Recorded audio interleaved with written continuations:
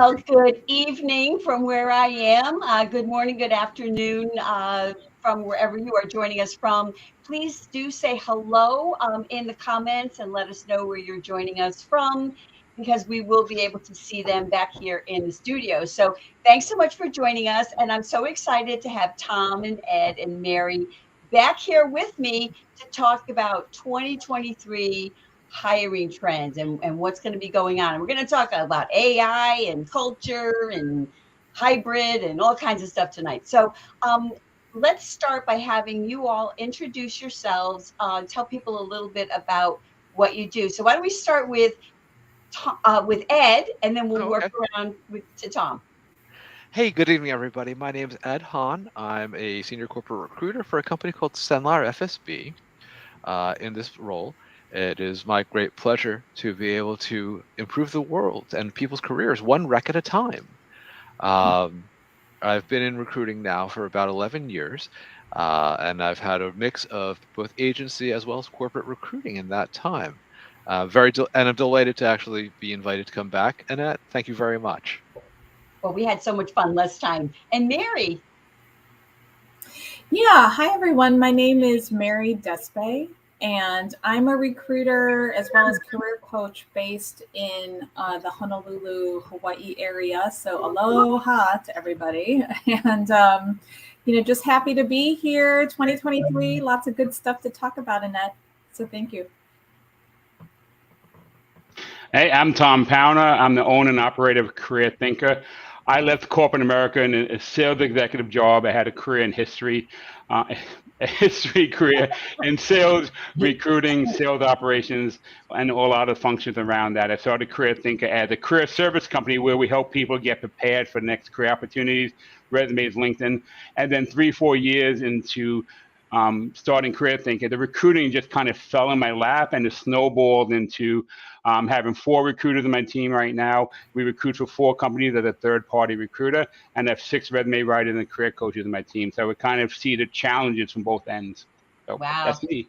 Wow. And I'm Annette Richmond, for anybody who doesn't know who I am. So I just want to say hello really quickly to people in our audience. Jerome is joining us from New York and Karen from Indianapolis. Someone I don't know doesn't have their name up from Jericho. Our friend Sarah Tim from Colorado, and Yera, I think is how to pronounce your name, saying hello from New Jersey.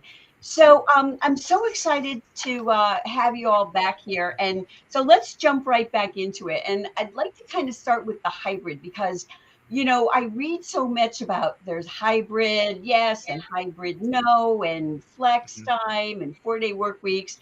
And I read some statistics that I thought were really interesting. And they were from a company called Castle Systems, who's a security management. So they do like, cards, key cards and stuff for corporations.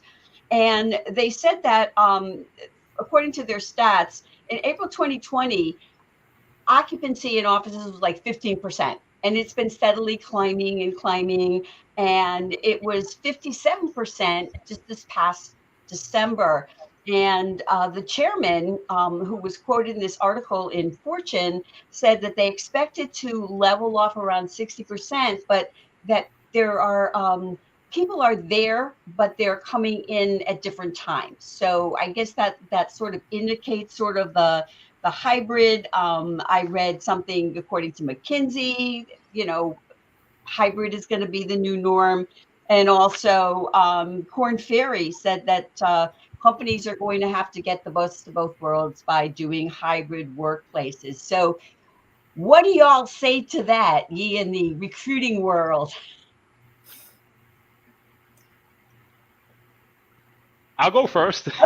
Okay. Everybody's okay.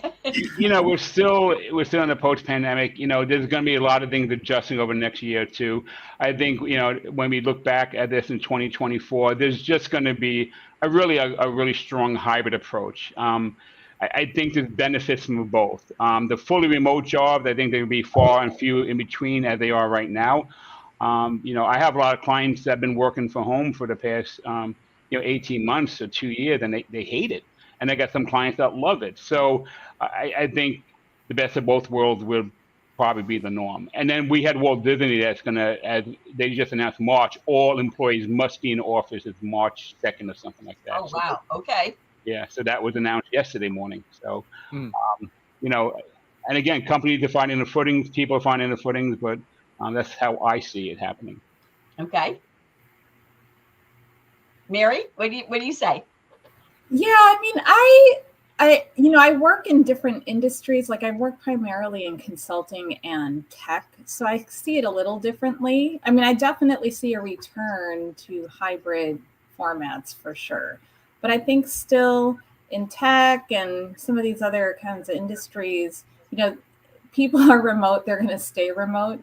I will say though that there are a lot of people who do go into the office because they crave that in-person time. And we will see, like a lot of people just going in at these random times or specific for meetings or just, not so regimented like in some of these industries as before where you're on a schedule, but they are going to be coming and going and a little loosely based in that sense. But I mean, from clients that I work with, remote is still pretty strong and people are looking for that. Okay. And Ed, you had some pretty strong feelings about RTO the last time we all spoke. Yeah, and my feelings about it haven't really changed in a meaningful way. Like my own organization, for example, we have formally moved into hybrid, and each line manager has the discretion to determine what hybrid means for that respective team, right? Okay. I mean, so I have one manager who wants team members to report on site twice a week for one in one instance, right? I have another manager who is looking for folks, in the HR organization of which I'm a part. We, as of this month, we are being asked to make an on-site appearance 4 times in a month, and we can break that up in whatever way we determine most suitable. And of course, for those folks who have a longer commute, obviously that's probably not the most fun thing in the universe, but they'll do it like once a week ish or so, right? But I think the challenge of the return to office move is that I still don't see a real good solution for or rather, I don't see a compelling reason to move away from the idea of hoteling in those organizations where they're okay with not being 100% on site. And there are some very significant advantages in hoteling and hot desking, as we also used to call it, because organizations that had signed these enormous commercial real estate leases for X number of places, they don't need all those folks any longer to be fully on site in the vast majority of cases. And for example, my own organization has exited 3 different buildings in the last year and a half. So that's obviously a huge capex savings, right? Yeah. So I think that is I think, especially with the not kind of gloomy economic forecast that we've been seeing, a very compelling argument for a lot of employers right now, to reduce some of those expenditures that they had been assuming that we're going to have indefinitely. Mm-hmm. Mm-hmm. I always think I have a good friend of mine who used to work at Gartner, left there fairly recently, and they went virtual first, and they actually have a very large campus just a couple of towns over from me. And my understanding is they're going to be reducing their footprint as far as their the space that they're taking there. But I'd like you to talk a little bit more about this hoteling, because I'm not really familiar with that, and I don't know. Oh, sure. Watching, well, I'm not sure what that means. Okay, yeah, I'm sorry. I said it, and I ought to have explained it, huh? So the way that I'm understanding it is the idea it was that in the old days, right, you show up at the office, you have your desk, there's an assigned seat, there's probably a nameplate on the cube wall or desk wall, right? Or rather, office wall, rather. So the hoteling or hot desking concept is that, okay, you no longer have an assigned specific seat. or you're going to share it with one or more other people whose on-site schedules are going to differ from yours. Oh, okay. So in this way, each seat actually accommodates 2 or more employees, right? And that's kind of the thing I'm talking about when I talk about employers being able to reduce their footprints, in some cases exit properties entirely by reorganizing where those folks are going to report on site. Because when you reduce it by at least a factor of half, Mhm. right, the number of seats that you need to accommodate, I mean, that's a pretty significant savings. Yeah. Yeah.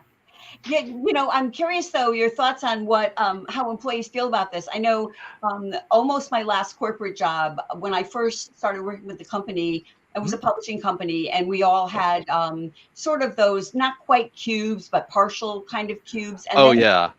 they moved to another office space that was all open, which I mean, I hated. It was impossible for me to think there. But how do employees feel about sharing the space in the office? I mean, Mary, do you have that? Any thoughts on that? Yeah, I mean, honestly, I feel like if it was in the culture of the company to have open space before, subtle changes like that's not that big a deal. But if it's completely different than what existed, then yeah, I mean, that's something they'll have to overcome. But I think, I mean, to me, it just kind of speaks to this embracing of remote or even hybrid work that like you can escape from the configurations at work, and the setup to have that concentrated block of time and the space and environment that help you, produce as well as you can, be it at home or not at home in the office, and then mixing it up. So that's what I think. Yeah. I was having a conversation with my husband yesterday. He works 3 days at home, 2 days remote. No, 2 days remote, 3 days in the office. And he was telling me, he says, the hybrid approach really does helps people even get promoted or get known. Now, he was in office yesterday. So was the CEO of a company, and the company has 17 locations. So the CEO just stopped in his office 4 times. He built a stronger relationship. They laughed. They talked about things. So there's part of that when you have a hybrid approach. And then also, I forgot my other train of thought. I was going to say something. Oh, what's becoming popular with hiring is remote local, where companies will hire you on a remote hiring, but they might want you in office like Ed 4 days a month, or they want you in a certain distance where you have to come in for meetings or something like that. So that remote where you're on the other side of the state country might not be the case anymore. Yeah, I think something like that happened to a friend of mine I had lunch with about a week ago, and she was saying that she was in the running for a job. We're in Connecticut, and she was running for a job in a southern state. I'm not sure where it was. I forget. And she, they asked her about relocating, and she said no. Her husband, they have jobs at home and whatever. And she did not. She was like one of the top 2, and she did not get the job. And she was thinking that might have been the reason, because she was, would never ever be able to come into the office unless she flew down there. So another thing that I read and I hadn't heard about recently, heard talk about, was the idea of having the flex hours, or like the 4-day work week. And I read in an article in Forbes that this could be the year for that. And they were talking about many countries like England, Belgium, Sweden, Iceland, and of course, we're always the last here in the US to go for something like this, had been doing that. And in the UK, 86% of companies taking part in the trial said that they're going to go forward with that. So what are your thoughts on that? How does that work in with the hybrid or not? We're a decade, 15 years behind Europe. So I don't think that's going to be a challenge for us for a while. I'm being honest. We're always behind in everything when it comes to something unique about that. I mean, they've been talking about this for years. Are there any American companies that went to 4 days a week? Do we know of any major companies? Yeah, I don't know. Maybe in specific departments they're piloting. Yeah. But not as a general policy. And does everyone have the same day off, or this flex days? And so I think we're far away from that. I would love some major companies in the U.S. to try that, and I don't know. That's my opinion, which is not an opinion yet. Well, the thing is, though, a lot of companies I think have like Fridays, in summer Fridays. So they're there, half a day. And so I'm just wondering if that might extend to a full day, maybe down the road, if companies are already doing that. That's just what I was thinking. My husband used to work for Vodafone, which the corporate office is in the UK, and every Friday, 1:00 in the afternoon in the UK time, the whole office, everyone left. They kind of work half a day. It was unwritten rule, and a lot of that is through Europe in general. But the US, they didn't do that, so it was kind of different. Okay, so now I'm going to flip something on you all and talk about company culture. And I happened to find this article today in Business News Daily. It was from December 2022, so not that long ago. And it was all about sort of the toxic work culture and how people ran from companies. And there was one that was cited. It was using data from Revelio Labs, which is they help workforces understand like workplace dynamics and whatnot. And I should say businesses understand workforce dynamics and trends, et cetera. And they analyzed the impact of 34 million online employee profiles to identify U.S. workers who had just left their jobs between April through September 2021. And it was people who quit, retired, were laid off. And they found that they asked people different culture reasons, so why they left. And toxic corporate culture was the top reason by far. It was 10.4%. And the next one down was job insecurity and reorganization at 3.5%. So Ed, you are nodding already. So oh yeah.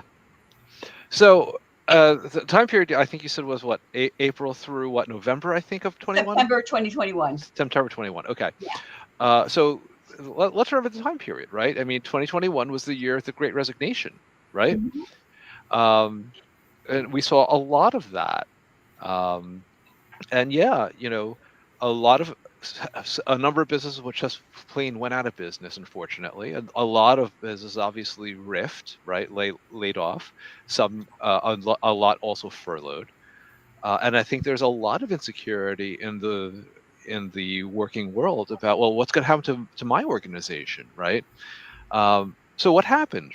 So all those people who didn't get riffed, right? All those people who didn't get furloughed, because there's always a percentage who aren't, right? Well, did the amount of work suddenly decrease? No, it did not. So how many bodies are there to address that load? Well, there's substantially fewer. So what happens? Are the managers no longer accountable to meeting the KPIs for the team? No, that didn't happen. So everyone's working harder. Everyone's trying to work smarter, but the fact is, very often, smarter isn't always viable for whatever reason. So it's just working harder and harder and harder.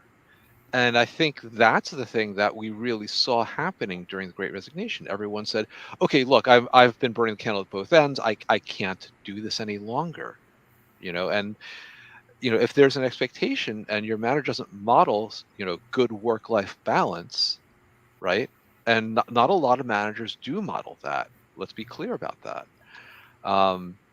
It creates the expectation that, each successive layer down the org should similarly be working crazy hours. And that's a very difficult thing. And that absolutely could be toxic. Sure, I absolutely buy that, especially with the additional pressure that's on everyone. People don't often respond from their best selves when they're under pressure. So I think it's a lot of factors that came together to produce that result. Okay. Yeah, I mean, I would agree to that. I mean, I would just probably add on to, especially at that point in time, I mean, a lot of people were really faced with evaluating how they were living their life. I mean, either that they were thrown right into it because of health concerns and just the practicality of a job situation or what have you, but it was really an opportunity to take a look at your life and how you wanted to live it. And that included who you were working with and spending most of your time with. And I feel like culture in general could always use improvement with like self-care and looking out for yourself. But I really do feel like there's been much more of an emphasis that is somewhat a value that a lot of people want to stand for, and they're incorporating that into what they're searching for. It doesn't surprise me. I mean, I know, life is too short. You don't want to spend it doing the things that you hate with the people that you can't stand. No. So true. Go ahead, Tom. But I think some of the challenges is every company was going through some level of this. And this is I've been doing career services for 12 years. Over the past 8-9 months, this is the first time I've had to write, I call it a boomerang cover letter. People that thought the grass was greener, and it wasn't. There was no grass, it was dirt. And they realize, oh, I made the wrong decision. Like when you split with somebody you love, you realize you love them more than you thought. So they wanted to go back to their past employees. So we wrote these boomerang cover letters, why I left, and they actually, all three of them got rehired with better salaries. Two of the companies hired someone to replace them, and those people left. And then in recruiting, I actually recruited 2 people that left companies 5-6 months. To the same position was open twice since they left because people were joining and the same problems were there. And they went someplace else. I found them on LinkedIn. I reached out to them. They weren't happy where they were, and they came back to the company. So we can admit we made a mistake leaving and go back if that makes sense for the person. But I never had that before. Really, people left and never looked back. Yeah, it's very interesting. And then I read some other information in that same article, and it was a Glassdoor survey, and talking about people that were considering the company's culture, and 77% said, yes, they were looking at a company's culture, but 56%, which I thought was interesting, said a good workplace culture was more important than salary to job satisfaction. And this kind of harkens back to something I don't know even when it started, but the idea that people don't leave jobs, they leave bosses or that kind of thing. They leave the toxic people. So what's your thoughts on that? Are they looking how do people, look for company culture? I mean, how do you know? I think it's different for everybody, what they consider good culture. And you ask anyone who works for a company has a bad culture, you say, would you give up $10,000 of your salary so we could build a better culture? Nobody will do that. So when it comes down to money, my personal thought about that, money does matter equally to this culture. I don't think anyone's going to give up $10,000, $15,000 less salary. They say they will, but they won't when it comes down to negotiations. And what's a bad culture? What's a good culture? It could be very different from person to person. Okay. Other thoughts on that? Yeah, I'd like to jump in. Okay. I agree with Tom. I have found the odd exception that they'll say, okay, you know what, I want to scale back my responsibilities. For example, I just spoke with a lovely gentleman earlier today, as a matter of fact. Listen, I'm an EVP, and I need to have fewer responsibilities. I need better work-life balance. And I understand the role that we're talking about is junior relative to my present one, and that's what I want. And so we talked through what the role is. We talked through what the team is like, what the manager is like. I said, you know what, this makes sense. This is a place I could be excited about being a part of. And I thought that was just wonderful. I mean, guys, folks, when you have like a really strong candidate, and you're like, oh, please let this work, and it just aligned. Like the stars were perfect for this, Yeah. So and I agree with Tom mind that this is not common. It's far from common. Well, he was going down a level of responsibility. So I'm saying people basically saying that level want more, a larger level. They're not going to, from my point of view, they're not going to give up a lot of salary, if any. Yeah. And I'm just embroidering about a relatively corner case, admittedly. Yeah. And that is, there's so many surveys out, but no one says we surveyed 150,000 people. We don't get the scope of what these surveys really mean in the big scheme of things. I mean, I'm seeing all these numbers on LinkedIn every single day, and it gets very deceiving sometimes. With the 2 companies, 50 people, with the 100 companies, 5,000 people they survey. So Yeah. I don't know where some of these numbers come from. So well, I will say the Glassdoor survey was 5,000 workers okay. from a few different countries, including the U.S. Okay. So, and that's where those numbers come from. But I hear you, and when I'm looking online, I try to look for things that actually make sense, because it is true. You can find, and I studied stats in college, and you can find stats to say pretty much whatever you want. Sure. And so I like to bring them to you all and see what you say, and that kind of sheds some light. If you're all saying the same thing, then it's probably true. Annette, I'm reminded of the old Mark Twain saying, right? There's lies, there's damned lies, and there's statistics. Yeah, that's true. That's true. And it is so true. And I was actually a media minor in college, which makes me skeptical of things that I see, because they talk about a picture being worth 1,000 words, but I can go to an event where someone is speaking, and I can take recording of them, and I can take a recording of a different audience, and I can put those together, and who knows that it's not the same people. So it is interesting, and I'm glad that you bring that up. But I also, unless there's any other thoughts on that, Mary, do you have anything you want to add before we move on? I think we had a quick question that I don't know that anyone really talked about on this topic, was like, where do you find this kind of information to vet company culture? Yeah. And it's interesting because I think that the surveys, take it with a grain of salt. That's one input. But I know that in speaking with a lot of candidates, they're like, oh, well, I go and look at how many stars they get on Glassdoor, or these reviews or feedback. But I think when people are trying to vet that as much as possible, they should look at a variety of sources. Mm-hmm. I personally think that you should always talk to someone who works there. More than one person. And you don't have to know them even. And, you can solicit that kind of feedback. Not everyone will get back to you, of course, but I think it's really helpful to have a complete picture. But I work with a lot of candidates that are like, oh yeah, I saw they had 4.5 stars out of 5. And it's like, yeah, well, I'd be kind of curious why it isn't 5, or what people are saying on the negative, if you're like that, won over by how wonderful it is. You really need to have a few different inputs, but that's just my take on where you can look. No, well, you talk about Glassdoor. I had a client of mine who was the HR manager. She hired someone that worked under her that just didn't work out. She only lasted 3 months, and she was let go. And you look at Glassdoor, there's 5, 6 different 1-star reviews that sound exactly the same, that all came from the same person. They finally got it taken down, but it took 7 months to do that.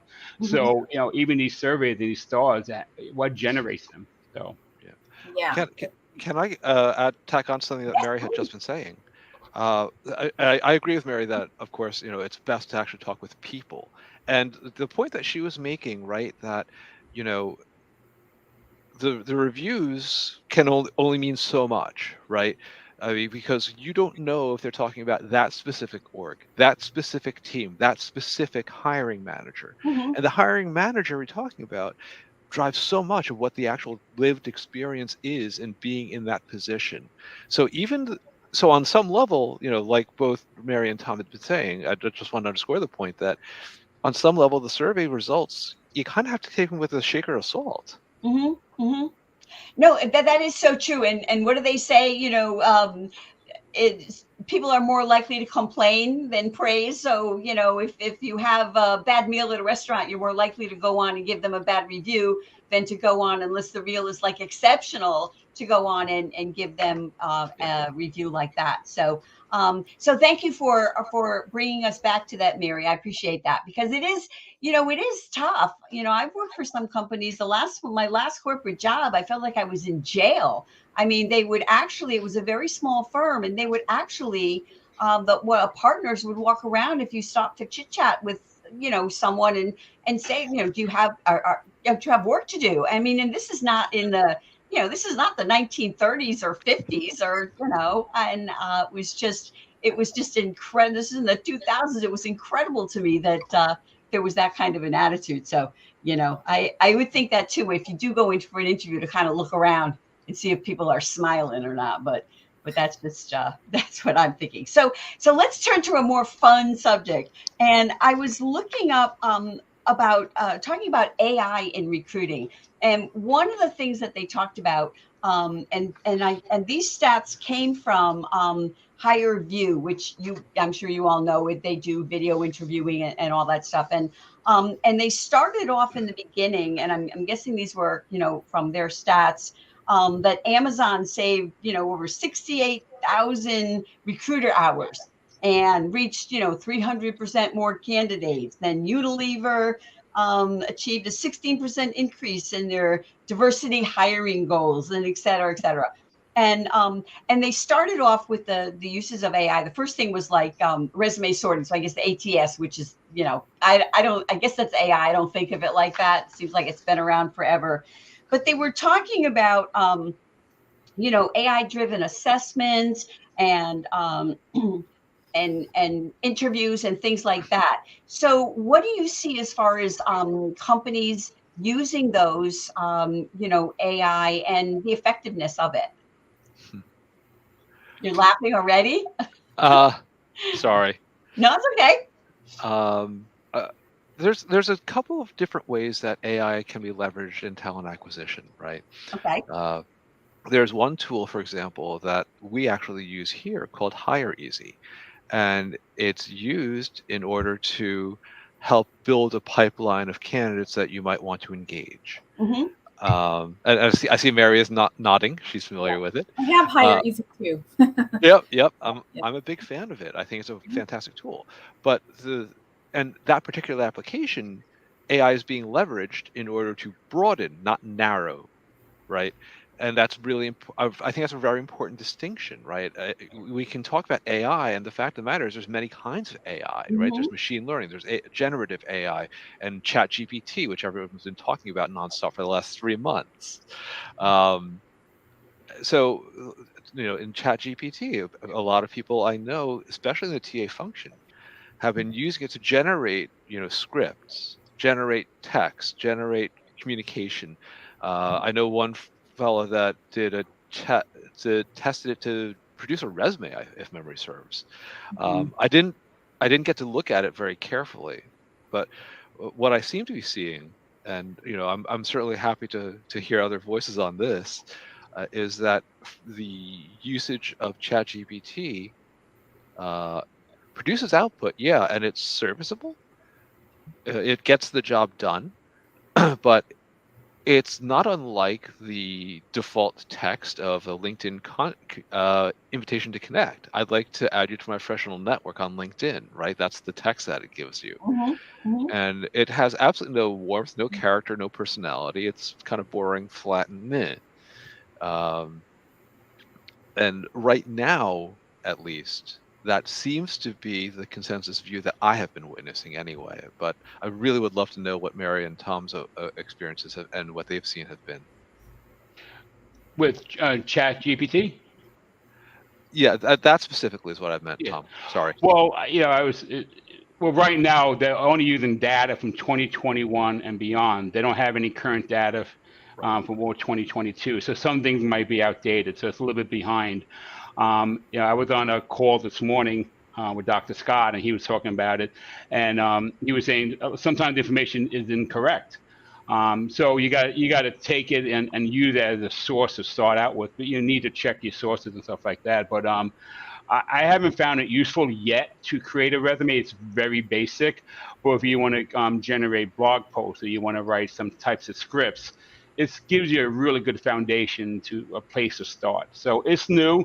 It was not new, but it's in the big scheme of things, it's new, and it's going to get better. There's going to be a lot of money invested in it, but right now it's just a good tool to play around with. But I don't think you can create resumes right yet. So I tried. I tried 5 different resumes. It's just so basic.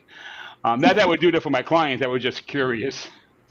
So what are your thoughts on that, Mary? Are you using it?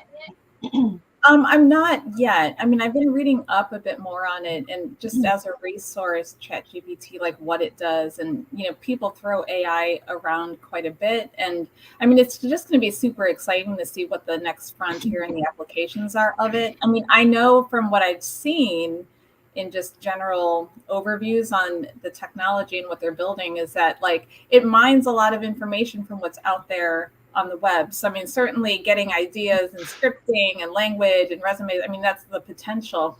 But also, it pulls from a data source that has a lot of internet content that is heavily inaccurate, heavily biased. It has a certain point of view. So those are all things in whatever we're going to be creating with this tool. Like, I'd be curious to see how they mitigate that and how they incorporate things. But so it's exciting. I do have an opinion, though, on just AI tests and assessments. Okay, great. You will see these, maybe not for every single kind of role, but certainly, I've worked with clients in the past, like a major logistics and shipping company.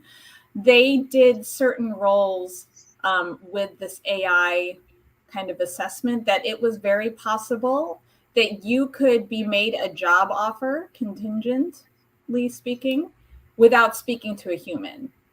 They had a series of online tests. Granted, it was very specific for the role, which was, it was a position that didn't interact quite a bit with like outside people. It was more like of a warehouse kind of logistics operation kind of thing. But I found it so fascinating because they were really streamlining and really getting to some of the things that Tom and Ed were saying with the outreach, really just trying to reach out to more populations of people and engage them more systematically and faster. So I think you will see it, maybe not for everything, but certain levels of roles for sure. Well, no, I was just going to ask you. Go ahead, Tom. Then I was going to ask you all about interviewing. Well, I was going to say, when you look at a company like a HireVue, like LIJ hospitals in Long Island, they used to interview maybe 10, 15 people for one position. Since they implemented HireVue, they get interviewed 200, 250 people for one job. And now, it's only going to be 1 or 2 people hired, but they get interview a wider range of people, giving those people who might not typically get interviewed a better chance of getting the job. So that's a plus of AI. I know a lot of people don't want to take video interviews or something, but I have one company that uses AI for that, and it does help narrow down the time we spend and hopefully get a wider view of possible candidates. Yeah. Well, you know how I feel about that, Tom. And so many people are like, oh, no. But, you've got to get on the interview train because the video train, because it's not going away anytime soon. I would say it's going to be more and more. And just as a side note, before we move on, do you what about interviews in general? Are video or even Zoom virtual interviews, is that still a thing? Is it going to continue even for like local candidates? You're nodding, Ed. Okay. Yes, I absolutely believe it's going to.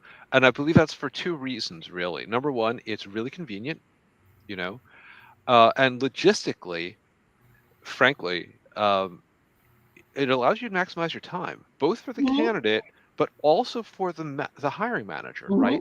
You don't have to get up, physically go to a conference room, greet that person in the lobby, walk them to the conference room, escort them about, whatever that needs to look like. And it allows you to be very efficient with the whatever size block of time has been allotted for that interview. Because otherwise you have to build in those 5-10 minutes depending on the size of your campus, right? Oh, yeah. Not to mention booking the conference room and all that other stuff. So yeah, I would think that too. So I do want to, unless you want to add something else, anybody want to add anything else to that conversation?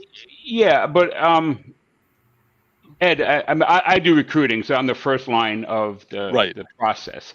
But at some point, I do think that one face-to-face interview with the people you can be actually directly working with is very valuable. So depending on the role and where it is and stuff like that. But I do believe video interview is always going to be here. But I think to really get to know someone, you just need to get that vibe to meet them. So I'm not sure how you feel about that. But let me just respond to that very quickly, if you don't mind, Annette. Of course. Sorry, not. Mary.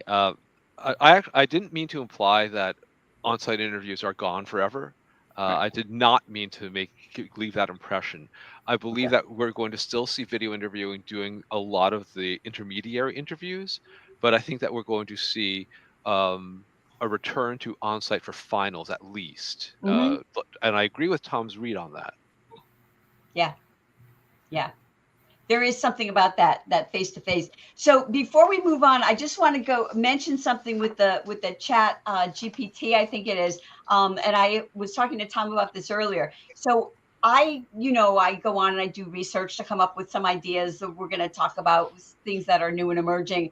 And so I had already done that, but just on a whim today, I put in that AI top trends for hiring in 2023. And it came up with this 2 pages here of all this stuff. And while I would not use this, it did put me onto the idea of, oh, AI. Okay, it's saying that that's going to be big. And so it gave me something to search for, to add to our conversation. So I'm thinking, that is something that can be helpful for me. So I do have something else that I wanted to ask you that I thought was kind of interesting, and it's kind of two things that run together. And one of them was about people who are retired returning to work, and that there was a study done by Encore Boston Network. So they have a network of a bunch of different companies up in the Boston area, and they said, and most of the people that responded to them were saying they would want to work only part-time, and some were wanting to work full-time. But along with that, I want to throw in the idea, which I had not heard, that I read on a Korn Ferry, the idea of having interim executives and professionals to come in and work for specific projects or whatever. So I'm curious about, in your experience right now, are you seeing these things? Hey, Ed. I was just drawing a breath, honestly. Oh. Let me sit back this time. Okay. No, I am seeing a lot of people that retired are being hired as consultants, and actually they don't need health insurance anymore because they retired. They had all that figured out. They're getting hired as consultants, making a better salary, and they don't need benefits. So I see a lot of people that had really strong careers. They retired. That's part of the boomerang too, and they decided, well, now I'm bored. Or they looked at their 401k and realized 30% of it was gone. It's like my money's not going to last as long as I thought it was. Every individual is different, but they're going back. They're being consultants. They have a contract for 3 months, take 3 months off, go back. So I see that happening. I've had several clients that did exactly that.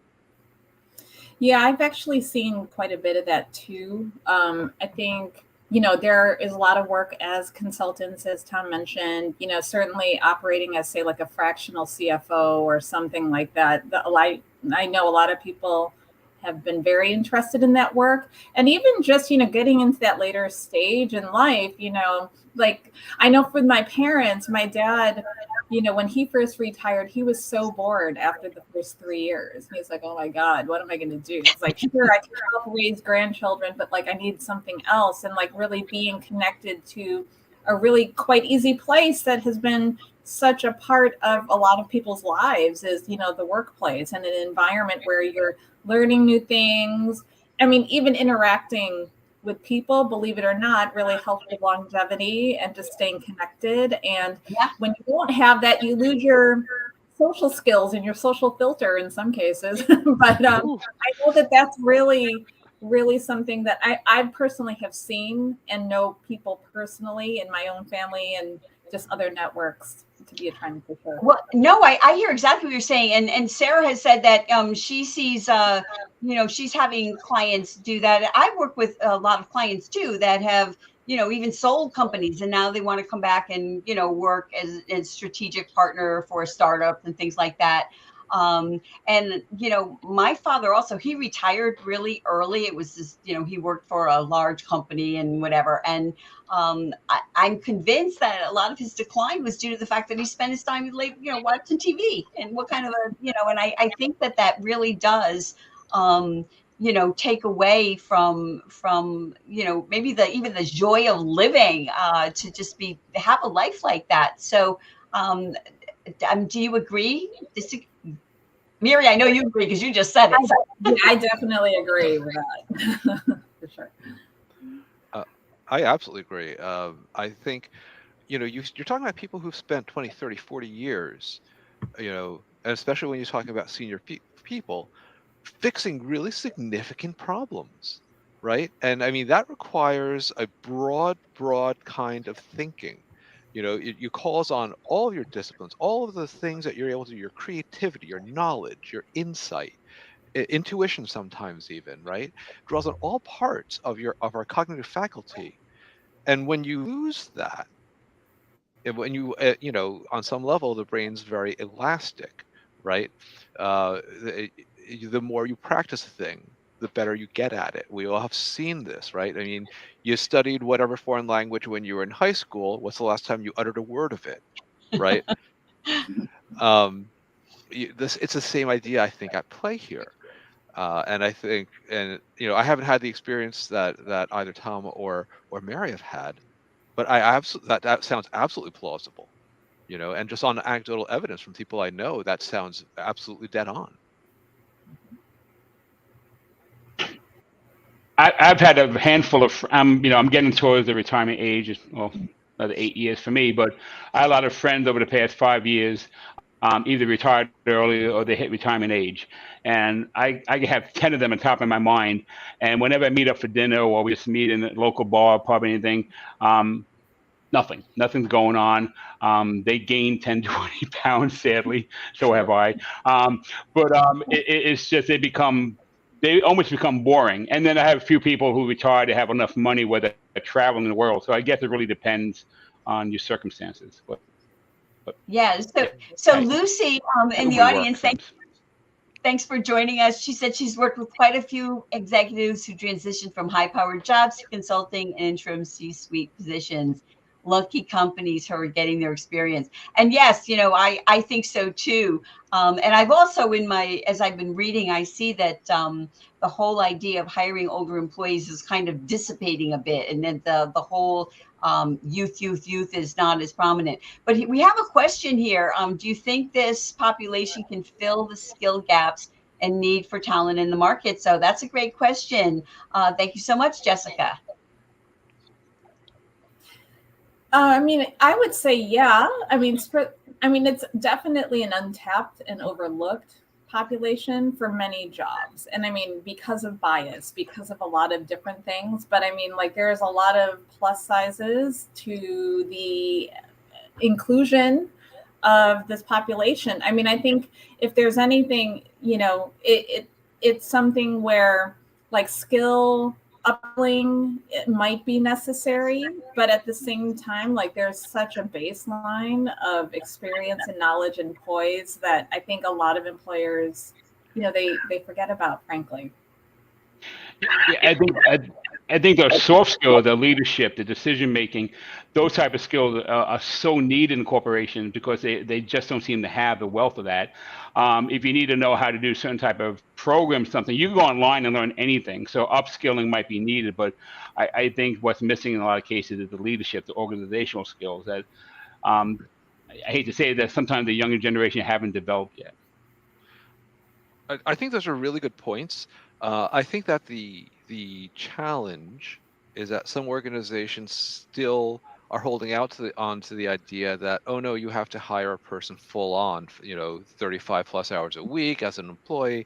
And I think there's going to be resistance in some organizations and perhaps even some industries that don't necessarily move as fast as that, right? And there's going to be, I think, some cultural resistance to this. It's great, that there are employers that are forward thinking in this way and say, okay, let's identify the specific challenge. Mm-hmm. Here is a solution.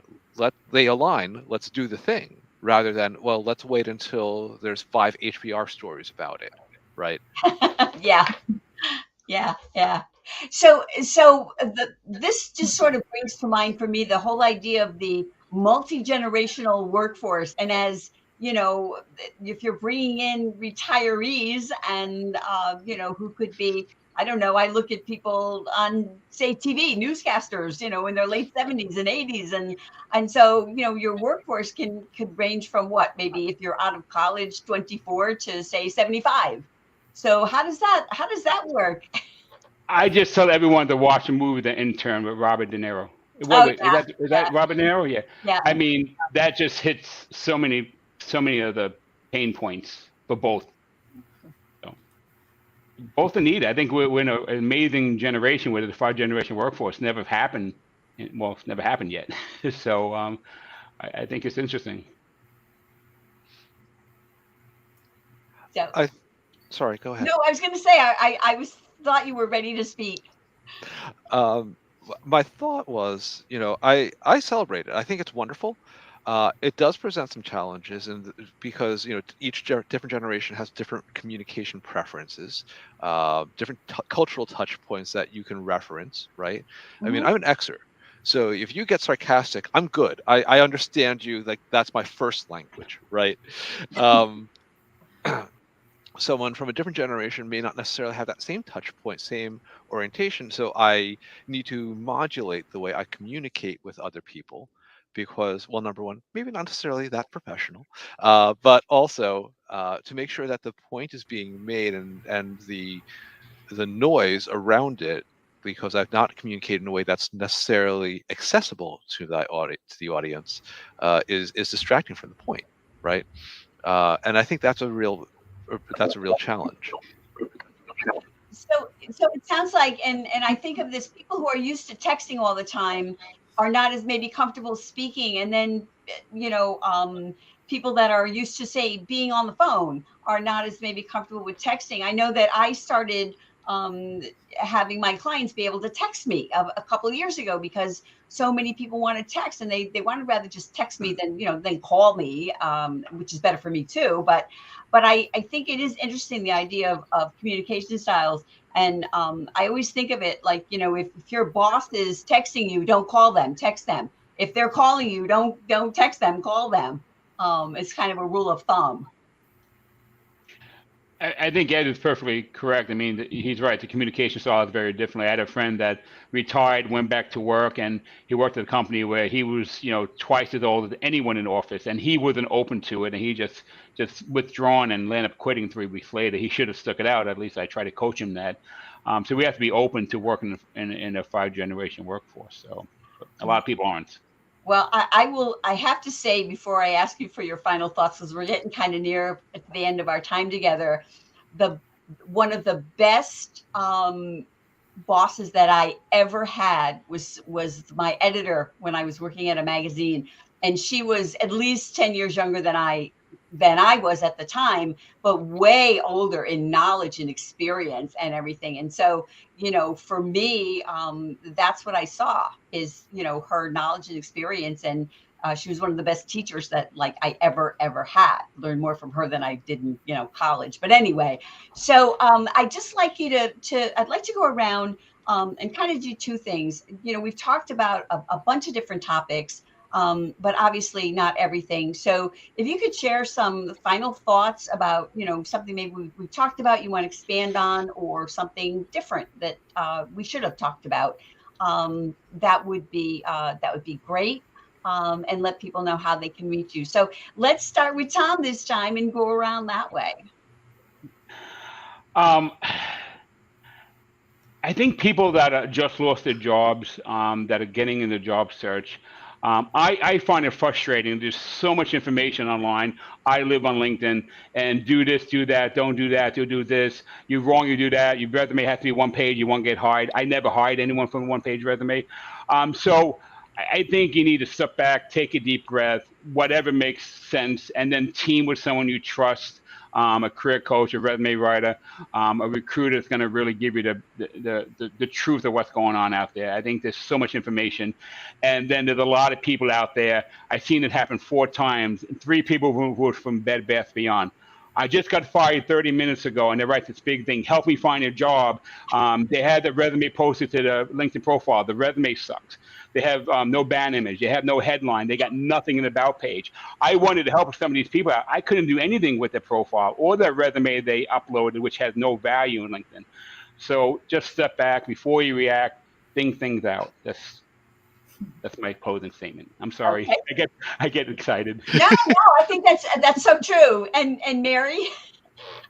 Yeah, no, I get excited too about this topic. I mean, so it's interesting because with a lot of the layoffs that are out there, certainly I totally believe in spreading the word, sharing it with your networks like you're supposed to, like, hey, I'm looking for a job. But I've seen it way too much that's all that people do. It's like as if they just have to speak it into existence and it will happen. I mean, eventually it will, but there's a lot of other things that need to happen in between. And so one of the things that I wish people did more of is like experiment more with actually showing your value instead of just telling everyone that you have it. And so that can mean different things to different people, like how they show it. I mean, people volunteer, people do other sorts of things, side gig work, whatever. But, people also post on social platforms, but they post interesting stuff, meaningful stuff that kind of contributes to the dialogue. I wish people would do that as job seekers instead of just being like, I'm open to new work, so please find referrals for me. So that's just my thought of the moment. But anyway. Or they message a recruiter, do you have a job for me? Yeah. Like, and so Ed, your final thoughts? Boy, I have so many, so I'll try to be concise. Okay. Which as you guys have noticed, I'm not great at, in person, or rather live. Folks, listen. Every recruiter, every single one of us, we work for one person, and that person's the hiring manager. It doesn't matter whether we're agency recruiters or corporate recruiters. That's the person we want to make happy. If you come to us and you ask us, do you have a job for me? Kind of picking up from what Mary had been saying. You know what? Tell us what you're good at. Tell us what you're highly qualified for. Because if you come to us and say, I will do any job, that's not meaningful. Because no hiring manager wants to say, well, okay, I guess he can do it or she can do it. No hiring manager wants to hire that person because there's nothing interesting, distinctive, nothing that says this person is going to be the next leader in my organization.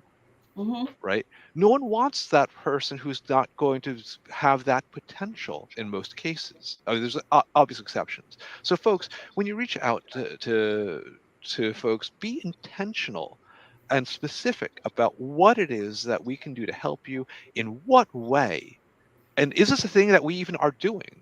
Mm-hmm. Mm-hmm. Yeah. No, I love that. I always tell people too, they come to, and I'm sure to all of you as well, they come to me, keep your eyes open for me. I'm looking for a job. Okay. My eyes are open. What am I looking for? So, where can people find you? Ed? I can always be found on LinkedIn, and for those of you who are still on Twitter, I am unable to shut up there too. Oh, okay. And Mary? Yeah, LinkedIn is always the best place. You could also go to my website, which is marydespe.com. Okay. And for me, everything's LinkedIn. And everything, any way to connect me, book a free consultation call for resume, LinkedIn review. Everything's on LinkedIn. Just go there. There's links, and I hope I offer anyone a free consultation call for 30 minutes. Okay. All right. Well, thank you so much, everyone, for being here. It's so fun to chat with you all, and maybe we'll come back like in another few months because I know that things will always be changing. So thanks so much to everyone who has been here. We've had a lot of comments, and I've seen a lot of reactions. So thank you so much, and have a great rest of your evening, afternoon, or day. Bye now. Bye. Bye, everybody.